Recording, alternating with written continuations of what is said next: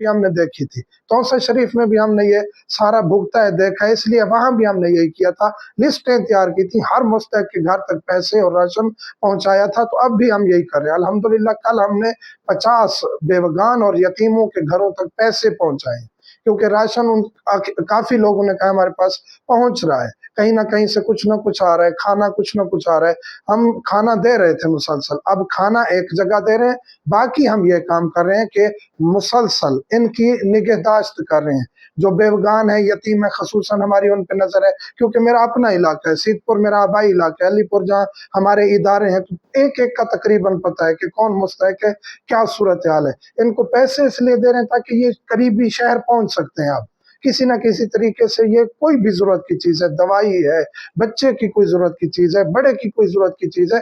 Ration में तो हर चीज जरूरत पूरी नहीं होती, इंसान की काफी जरूरियात होती हैं जो उसे खरीदनी पड़ती हैं, तो उनकी हर चीज बह गई है। तो उनके साथ ये ताउन जारी है। इंशाल्लाह अगली हमारी जो सिचुएशन है, राशन तैयार कर रहे हैं खुश्क, उसके साथ मच्छरदानियां, लोशन, मच्छरों वाली मेडिसिन और मेडिकल कैंप, इन पे ज्यादा हम तवज्जो करेंगे।